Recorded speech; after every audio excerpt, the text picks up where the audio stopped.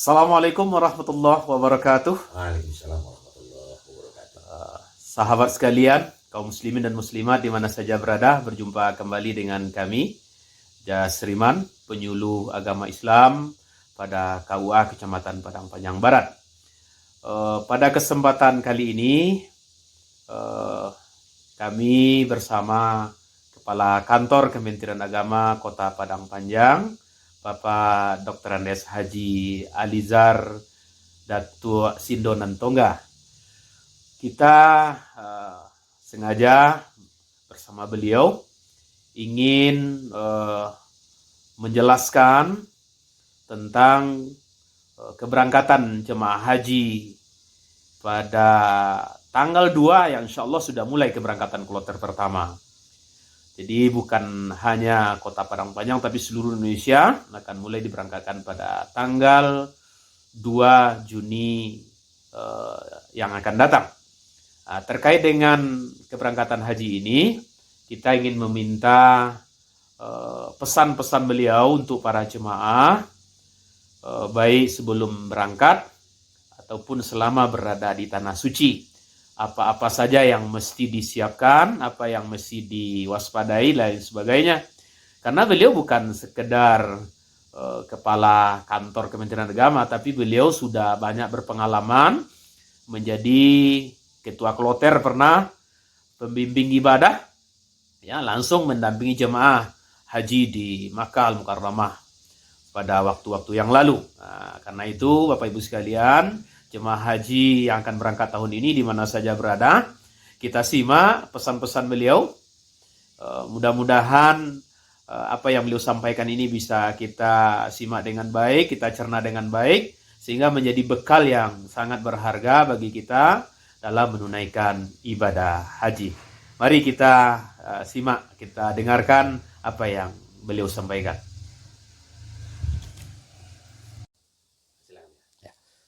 Assalamualaikum warahmatullahi wabarakatuh. Innal hamdalillah wa syukurillah. Shalatu wassalamu ala Rasulillah wa ala alihi wa sahbihi wa mawalah wa amma ba'd. Bapak dan Ibu, kaum muslimin dan muslimat di mana saja berada yang mendengar suara saya ini, kita bersyukur kehadirat Allah Subhanahu wa taala. Pada kesempatan ini kita diizinkan bertemu, yang insya Allah kita akan membahas dan akan membicarakan kaitan dengan ibadah haji, terutama keberangkatan jamaah haji kita tahun ini. Kemudian tentu kita awali dengan berselawat kepada Nabi kita Muhammad sallallahu alaihi wasallam. Allahumma shalli ala Muhammad wa ala alihi wa sahbihi ajma'in. Bapak dan Ibu dan rekan-rekan kami di mana saja berada, terutama calon-calon jamaah yang bakal berangkat menuju Tanah Suci. Setidaknya saya ingin sampaikan dalam kesempatan ini 4 item. Pertama, sebagaimana yang sudah sama-sama kita maklumi, bahwa memang ibadah haji ini adalah salah satu di antara ibadah dalam Islam. Dan kalau kita coba kelompokkan, maka ibadah haji adalah rukun Islam yang kelima. Dan rukun Islam yang kelima ini memiliki keunikan tersendiri. Nah, keunikan tersendiri itu kita lihat dari beberapa hal. Pertama, ibadah haji ini mengandung unsur-unsur ibadah yang ada 4 sebelumnya. Di dalam haji itu ada syahadat, di dalam haji ada sholat, di dalam haji ada puasa, dan di dalam haji itu ada sedekah ataupun zakat. Itu yang pertama. Kemudian keunikan yang kedua adalah ini pula lah ibadah yang pelaksanaannya baik tempatnya maupun waktunya khusus. Tempatnya adalah tidak di Tanah Suci, tidak bisa kita menunaikan ibadah haji itu di selain tempat, selain dari Tanah Suci. Dan Tanah Suci itu pun berada di Makkah Al-Mukarramah. Kemudian yang berikutnya adalah keunikan ibadah haji itu tidak bisa kita laksanakan sembarang waktu. Jadi pelaksananya adalah di bulan Zulhijjah dan berkaitan dengan 9 Zulhijjah, yaitunya Arafah. Artinya wukuf di Arafah itu adalah salah satu di antara keniscayaan tidak sah haji kalau tidak ada wukuf di Arafah. Sehingga dalam kajian ibadah haji itu disebut orang yang dalam keadaan sakit sekalipun berada di rumah sakit sekalipun, sedang diinfus sekalipun, itu kalau pada saat wukuf itu dibawa ke padang Arafah. Walaupun hanya mencercahkan kakinya barang 5 menit. Itu sudah dianggap hajinya sah. Sementara rukun-rukun yang lain dan wajib-wajib yang lain itu bisa digantikan oleh teman dengan membayar upah. Itu di dalam kajian Islam. Kemudian yang berikut yang uniknya lagi, ini secara kultur dan budaya.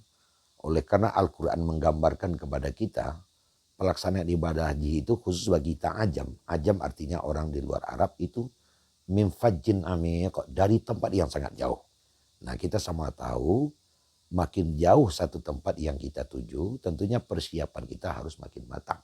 Nah, khusus kita dari Indonesia dengan 9 jam atau 8,5 jam kita berada di atas pesawat, itu bukan tempat yang dekat. Belum lagi kalau kita kaji dari segi iklim, kemudian resiko dan sebagainya. Akhirnya ibadah haji ini khusus bagi kita dari Indonesia, itu makin unik. Nah, sehingga sudah menjadi tradisi bagi kita di Republik yang kita cintai ini sejak dari dulu sampai hari ini, itu orang yang menunaikan ibadah haji itu memang harganya mahal.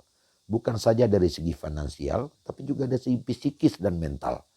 Ada sedikit kalau orang sudah menunaikan ibadah haji itu kelihatannya secara tidak langsung itu harkat dan martabatnya agak naik di tengah-tengah masyarakat.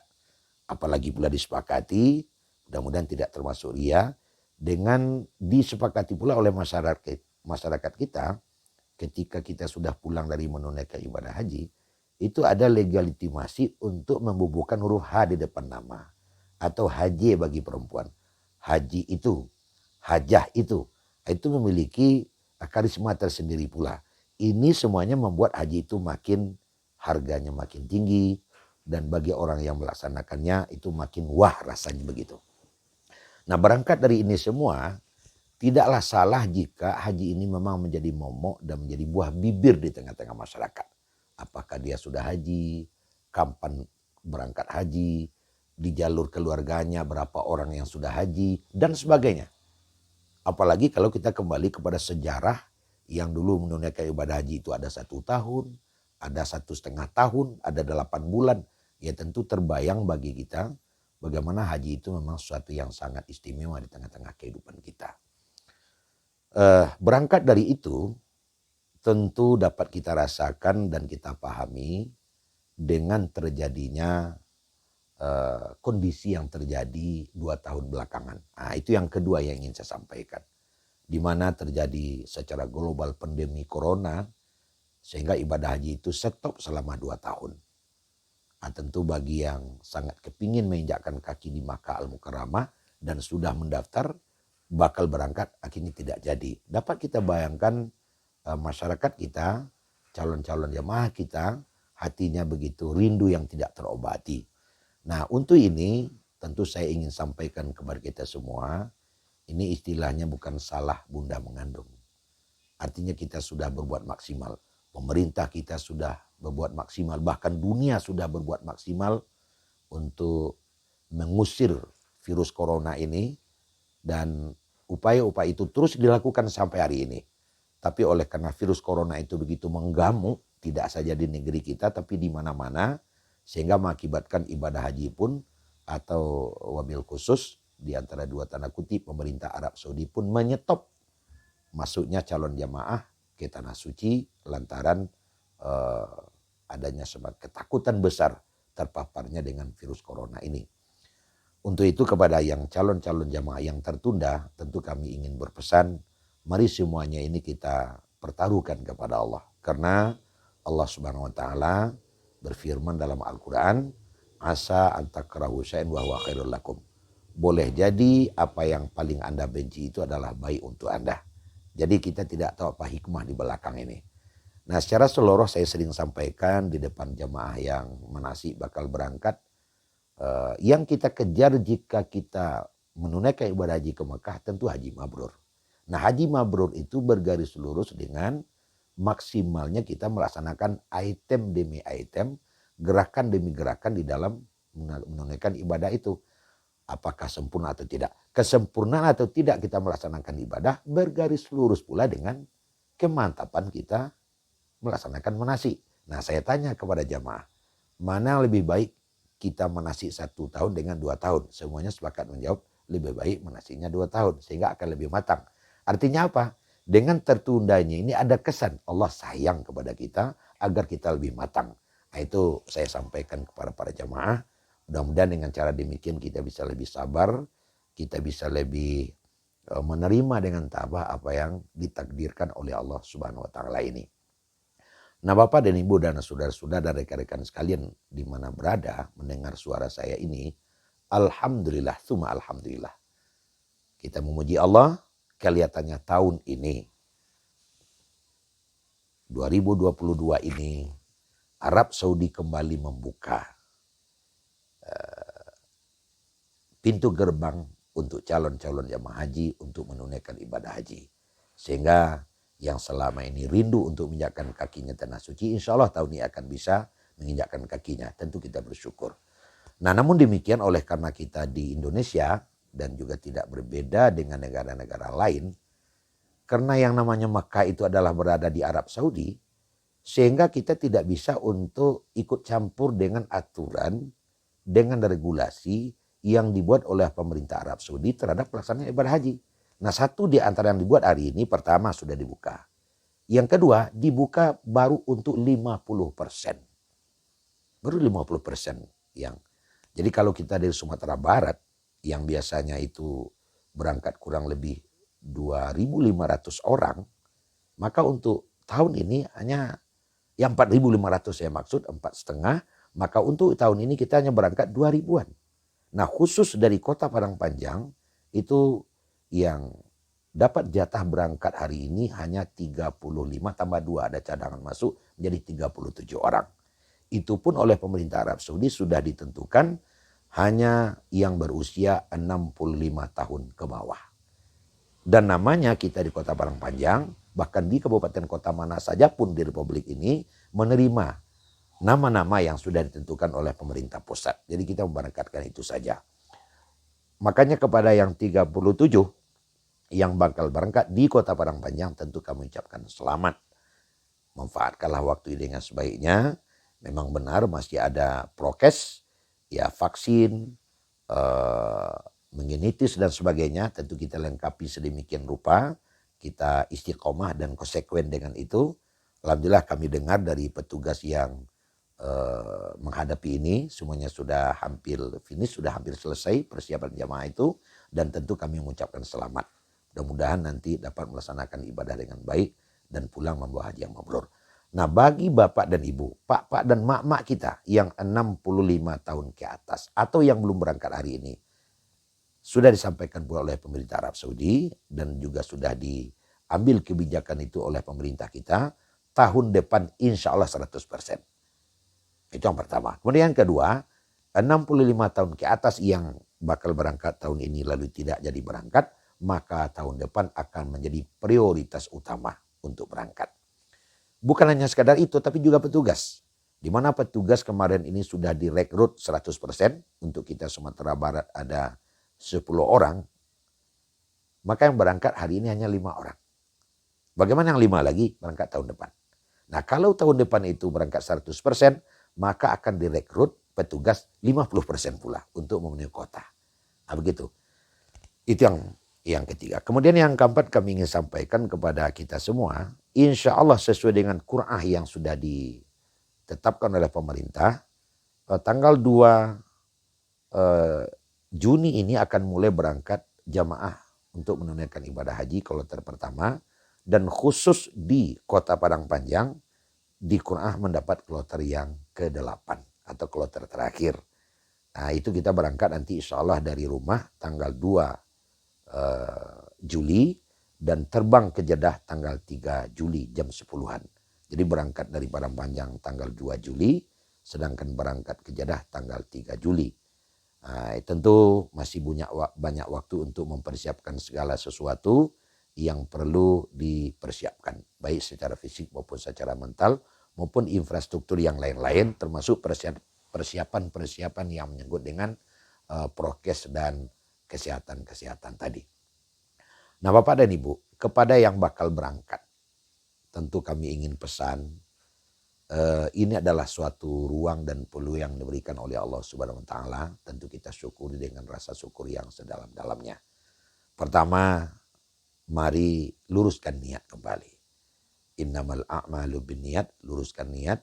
Karena bagaimanapun hasil dari satu kerjaan yang kita kerjakan, apalagi amal ibadah yang seperti ini, itu betul-betul sesuai dengan niat yang kita sampaikan kepada Allah.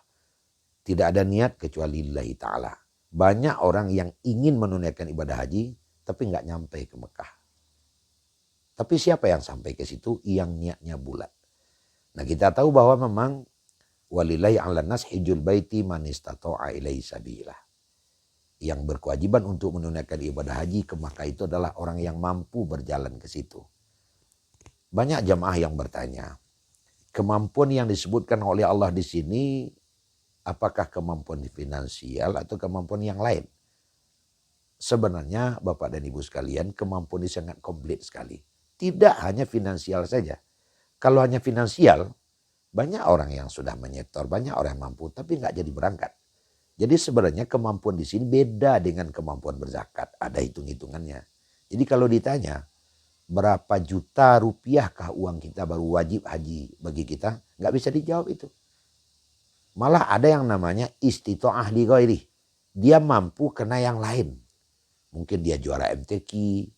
Akhirnya dia menunaikan ibadah haji. Bahkan ada wali negari terbaik. Itu hadiahnya nih haji. KUA terbaik hadiahnya nih haji. Bahkan kami mendengar ada satu perusahaan angkutan mobil. Itu karyawan terbaik hadiahnya nih haji. Hadiahnya umroh. Itu adalah istito'ah li ghairi. Dan itu boleh saja. Makanya Allah tidak berikan batasan istito'ah kemampuan itu. Nah, bagi kita yang sudah tercatat dan sudah terdata dan bakal berangkat, tentu ini semuanya disyukuri dengan rasa syukur yang sedalamnya. Luruskan niat kembali lillahi ta'ala. Itu yang pertama. Kemudian yang kedua kami ingin pesankan kepada yang bakal berangkat.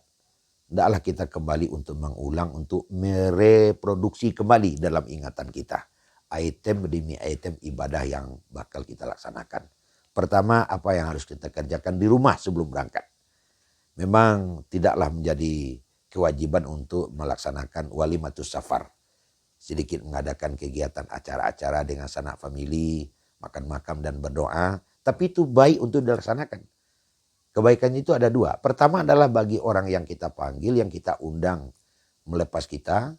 Itu akan termotivasi pula yang bersangkutan untuk berangkat pada tahun-tahun berikutnya. Karena juga ada perintah dari Nabi, sering-seringlah mengantarkan dan sering-seringlah menjemput orang menunaikan ibadah haji. Itu lain tidak tujuannya adalah agar kita termotivasi pula untuk melaksanakan ibadah haji tersebut. Nah, kemudian yang kedua keuntungannya untuk kita. Makin banyak orang yang tahu kita menunaikan ibadah haji, tentu makin banyak yang mendoakan kita. Selamat pergi, selamat di situ, selamat pulang, dan kita pulang membawa haji yang mabrur. Mana tahu dari sekian orang yang mendoakan kita, ada doanya yang dimakbulkan oleh Allah Subhanahu wa taala. Oleh karena itu tidaklah salah jika melaksanakan walimatus safar sebelum berangkat. Itu yang pertama. Kemudian yang kedua yang kita laksanakan adalah untuk mengingat apa yang dipelajari dalam manasik. Bagaimana baru kita sampai di Jeddah, bagaimana kita sampai di Madinah, bagaimana kita baru sampai di Mekah, tawaf kudumnya bagaimana, sa'inya bagaimana, kemudian selama di Madinah itu apa saja yang harus dilaksanakan, selama di Mekah apa saja yang harus dilaksanakan. Kalau sudah tanggal 8 Zulhijjah kita akan ukuf besok tanggal 9, ngapain saja kita, bagaimana ihram kita, itu kembali kita ingat. Nah, sampai kita di Padang Arafah apa saja yang harus kita kerjakan, kemudian nanti di Jamarat sampai di Masy'aril Haram atau Muzdalifah ngapa saja kita, sampai di Mina mengapa saja kita, melempar jamaratnya bagaimana, kemudian sampai-sampailah tawaf ifadah, tawaf selamat tinggal, kita berada di tanah suci mau meninggalkan tanah suci tersebut, bagaimana pelaksanaannya. Itu sebenarnya kembali kita ingat. Namun inti dari segala-galanya tidak ada salahnya jika disampaikan dalam kesempatan ini, Al-Hajju Arafah.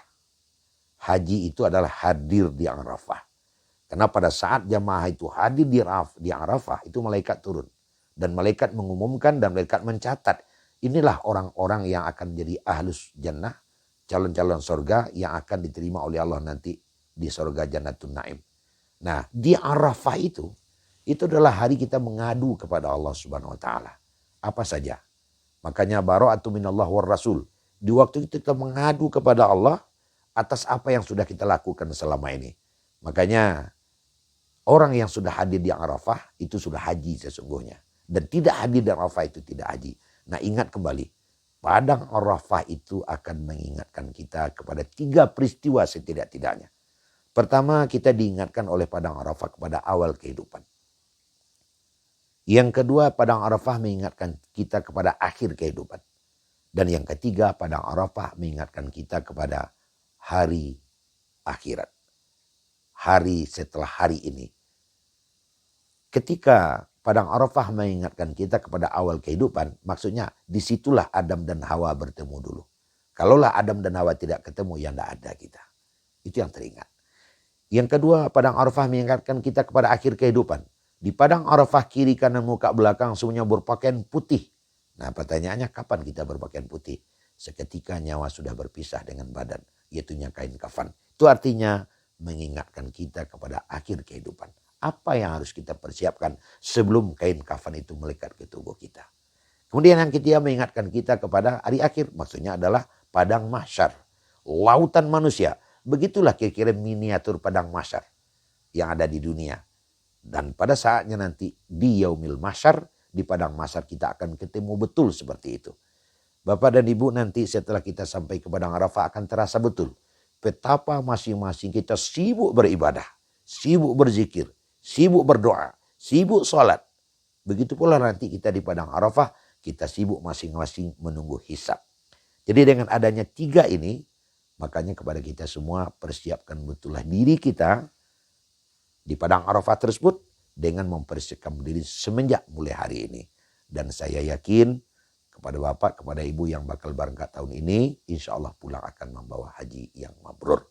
Dan khusus bagi kita di Kota Padang Panjang, Sumatera Barat, karena masih ada 1 bulan lebih lagi, manfaatkanlah waktu ini dengan sebaik-baiknya, terutama sekali di dalam membina diri, mempersiapkan diri untuk menelusuri seluk-beluk ibadah. Jangan sampai ketinggalan. Kenapa? Karena untuk mengulangnya sudah sangat sulit. Jadi hendaknya sekali kita pergi, langsung dapat yang kita cari. Mungkin yang dapat kami sampaikan, mudah-mudahan sedikit banyak bisa memberikan tausiah atau memberikan nasihat kepada kita, terutama Bapak dan Ibu dan saudara-saudara kami yang bakal berangkat pada tahun ini. Demikian, banyak maaf.